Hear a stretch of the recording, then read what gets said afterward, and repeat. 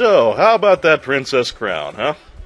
Un here, and today, before we do our return to Vograd's tower, we are in Cotabato for a little side questing. Now, kind of the story behind this side quest is, various people in town will tell you the soldiers of the Soldiers District and the mages of the Mages District have some tension between them. They don't really like each other that much. Anyway, this duder here will tell you that the leader of the Soldiers District is going on a dungeon crawl beneath the sword statue in the middle of town. And once you learn that from him, you can enter the dungeon and go see what's going on there.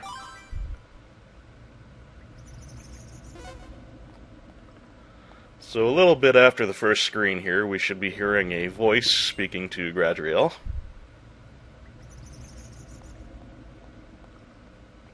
Here it is, and it says, "The time is at hand. To our descendants, you've entered this dungeon with the sorcerers at your side. Both parties must work together, lest the letter contained within this dungeon remain forever hidden." So there's more of the gimmick here. Anyway, while we are doing some fairly nondescript dungeoneering, I suppose I should address the recent hiatus. Not to get too much into the dirty details, but basically I experienced a series of unfortunate events which collectively kinda did my head in. So it was definitely time to retreat and regroup for a while. On top of that, I like to at least try to keep my commentary on the positive side, and with where my head was at, that just wasn't going to happen. So, figured best to have a little bit of vacation time from the whole playing of things. But at this point, I've more or less got my head reattached, and things are going okay, so it's time to get back on that horse. And I definitely would like to express my appreciation for so many folks' expressions of concern and well-wishings. Real decent of you, and very much appreciated. But yeah, things are cool, and we'll get back at it. All that said, there's really not a whole lot to say about this dungeon. It's a Princess Crown dungeon, has a fairly ordinary enemy distribution. But it shouldn't take too long to get through. Doesn't have tower-style convoluted paths, so we'll just chop up some Geist armors and some bandits, and hopefully find the leader of the Soldiers District real soon-like.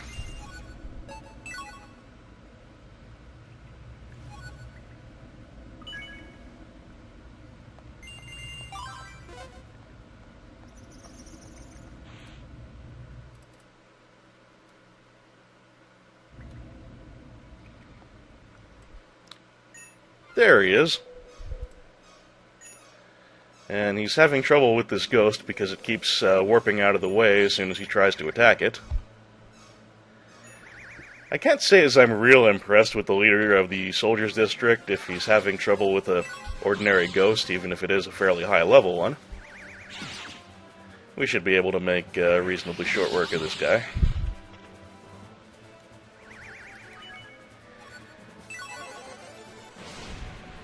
Yeah, it's just a ghost fight. Nothing we haven't seen before. But it is scripted, so we'll go ahead and get that on the recording.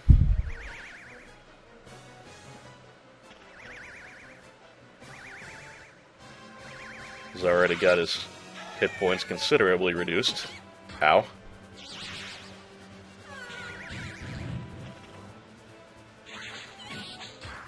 Really doesn't want those last few hits on him, though.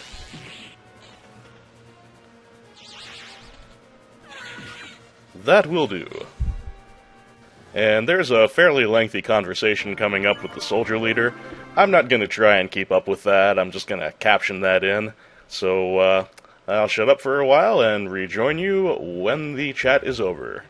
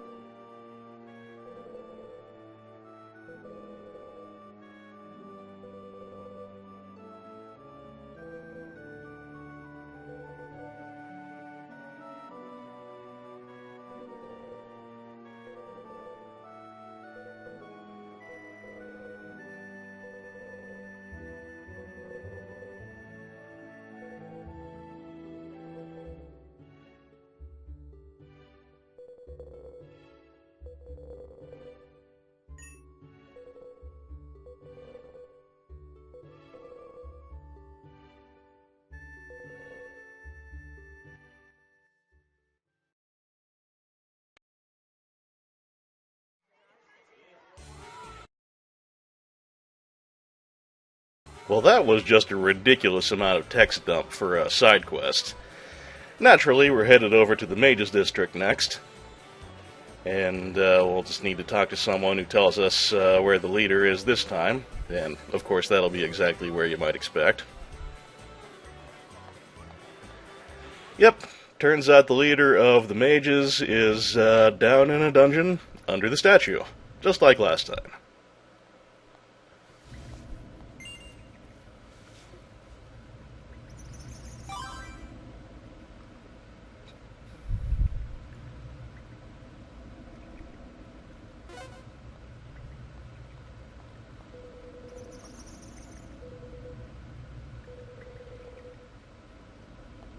And just like last time, we hear a voice, which says, "The time is at hand.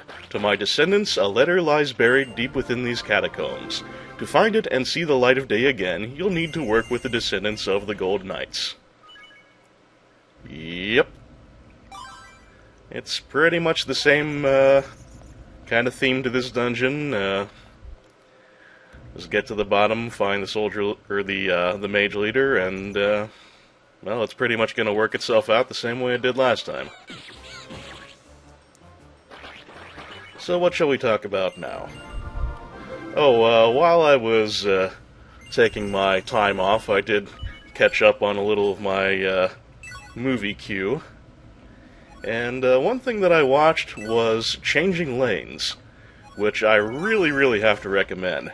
It seems to be kind of an overlooked movie, even when it was new in, I think, 2002.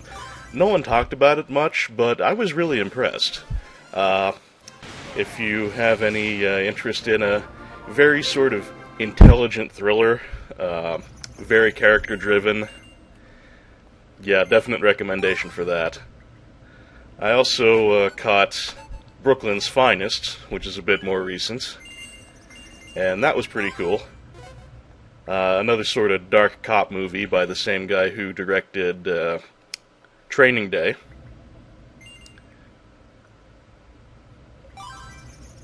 Let's see, where are we at now? Gotta be getting toward the bottom.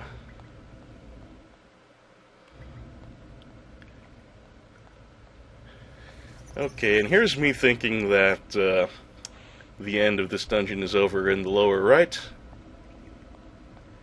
And I am completely wrong.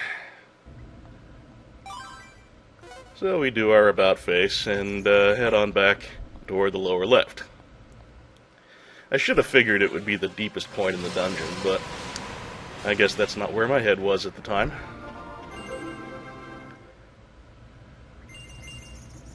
Even a demon is pretty trivial at level 8.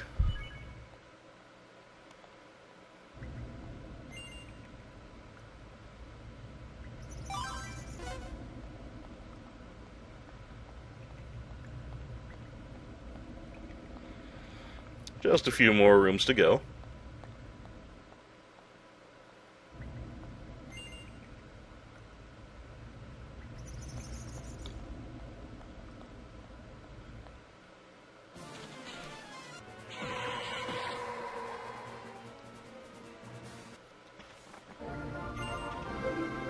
Bit more of a respectable level from this demon, but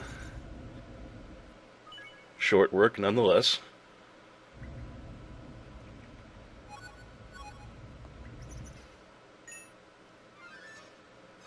Okay, we should be almost there. And there is our expected mage leader, who seems to be having trouble with the ghost, much in the manner of his counterpart. Which means Gradriel's gonna have to step in and kick some ass in the usual fashion.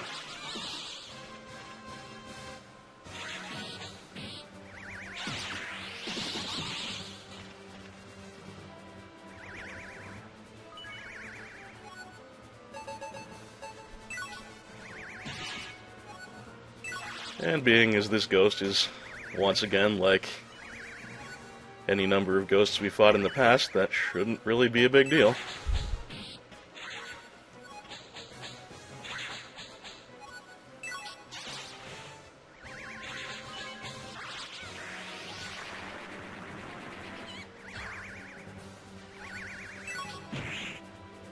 Ah, That would have been a nice sort of counter if I'd been able to pull it off, but at least I managed to chop off his pumpkin head with an axe. That was kind of cool.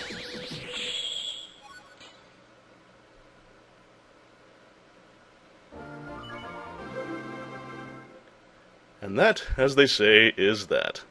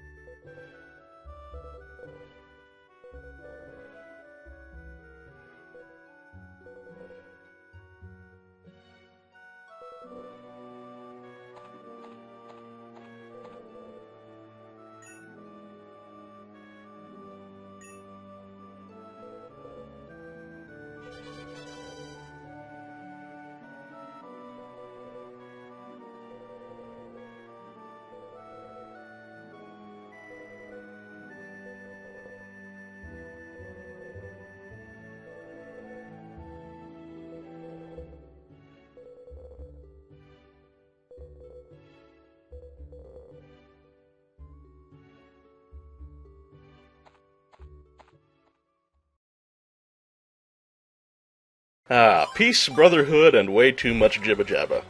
Anyway, we do now have the unit drop, which will occasionally cause Arya to summon a gang of fairies to just beat the snot out of the monster you're facing. And, as you can see, the side quest train now chugs along to Dwarfland, where the citizens and the king are in a bit of a tizzy, because the truck race has been invaded by a short-tempered sorceress who's just monopolizing the whole thing and keeping the dwarfs from participating in their favorite pastime. Well, that's just unacceptable.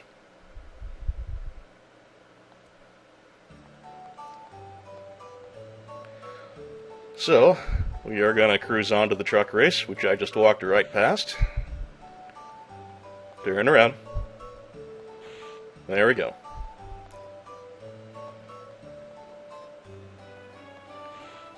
There it is.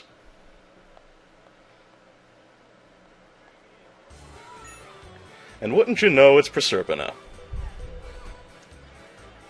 Gradriel wants to know why she's keeping the dwarfs out of their own truck race, and Proserpina says that she's not doing that, it's just none of them want to race with her.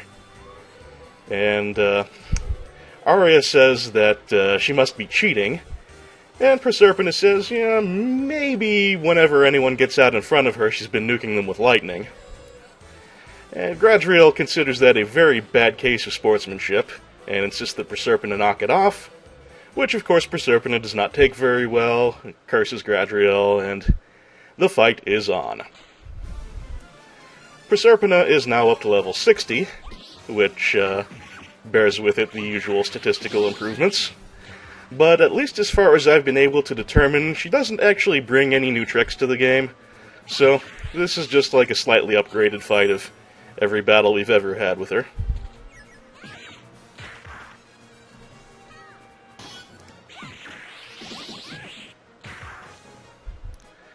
Nothing really to see here, but the reward will be somewhat better than the unit drop, thankfully, and for a lot less trouble. I'm afraid this is going to be a very talky update in general. We have not seen the last of the lengthy dialogue dumps, but oh well. For now, we're just beating the crap out of a junior witch.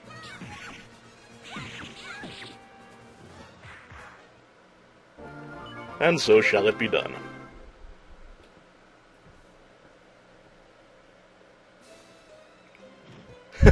I really do love her KO animation. And she complains about losing yet again, and Gradriel says, you know, you better behave yourself. Proserpina says in an insincere sort of way that she'll try. And Arya and Gradriel aren't really buying it, but the important thing is she's been cleared out of the truck races for now. So we can head on back and tell the king that the local form of entertainment is now open and free to all once again. The Dwarf King is, of course, grateful.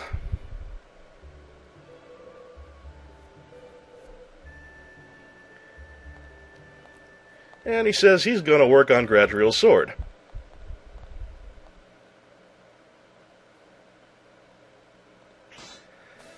I guess you don't get to be crowned king in a place like Dwarfland if you don't have some forging skills. So now Gradriel gets her sword back, and we are told it has grown stronger. Yes, we get a permanent weapon upgrade for the price of an easy mini-boss fight. An excellent deal in my book.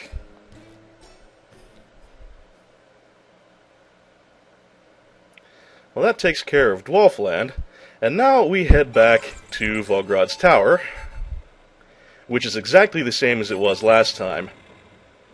So we're just going to cut out that entire half hour of tower reclimbing and head straight to the roof. Repair items for a predictable boss fight. And let's do this. It's talking time again, so I'll see you shortly.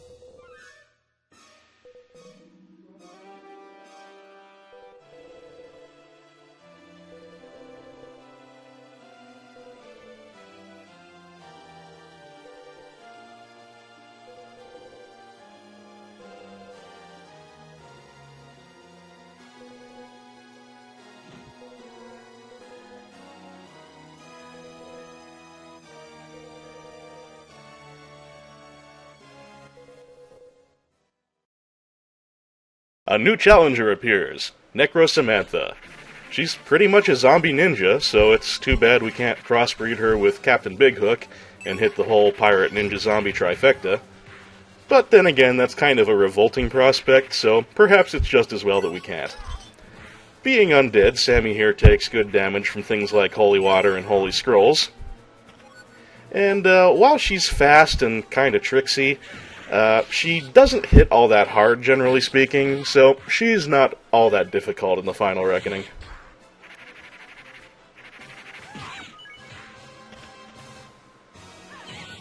There goes the unit drop. Wow, Samantha's really getting gangbanged by the Arya crew. Anyway, between the, kind of dark undead chick nature and the big bodacious tatas, makes me feel that she's kind of a prototype for Odette, the Queen of the Dead from Odinsphere. Wow, that was kind of nasty. But anyway, she's already missing most of her hit points, so yeah, really not that grand of a challenge. And we should have her taken care of pretty shortly.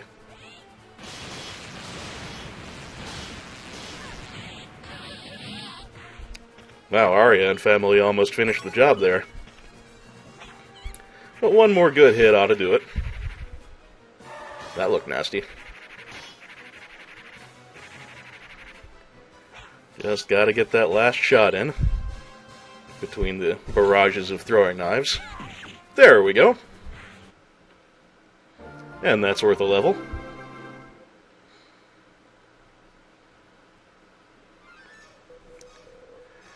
Samantha's going to take a powder, but she assures us that we'll be seeing her again, and indeed we will. But for now, Gradriel takes a moment or two to mope over Leon being possessed and how such a thing could happen to such a powerful mage. But Arya interrupts to say we should probably go to the kingdom of Vulga, because that's the home of the other crown that Leon needs in order to bring Larva fully into the world. So it looks like our next destination is going to be the Kingdom of Vulga. So, back at Valenadine Castle, Gradriel returns home, and catches Ariel and Just and I up on everything that just happened, and all that she learned from Leon, and tells them that she's going to be heading over to the Kingdom of Vulga in order to warn the king about Leon coming for the crown. And the other two drop some exposition about King Jadius of Vulga being the sister's grandfather. Apparently, their father, Sherris, was a prince of Vulga, only he left the kingdom, fell in love with Elpharon, Gradriel and Ariel's mother, and after that, King Jadius pretty much disowned him. But anyway, Gradriel says she's going to set sail for Vulga, and as usual, Just and I is kind of disturbed by her going off on these adventures. But Gradriel will not be stopped. Anyway, that's about all we'll be doing for today. I would like to thank you as always for watching and rejoining me. Sorry about that whole outage, but things should be back to normal now, and I should be able to crank out another episode pretty soon. So, next time on Princess Crown, we set sail for Vulga and meet King Jadius. Until then, this is Un, always a pleasure, and I'll see you soon.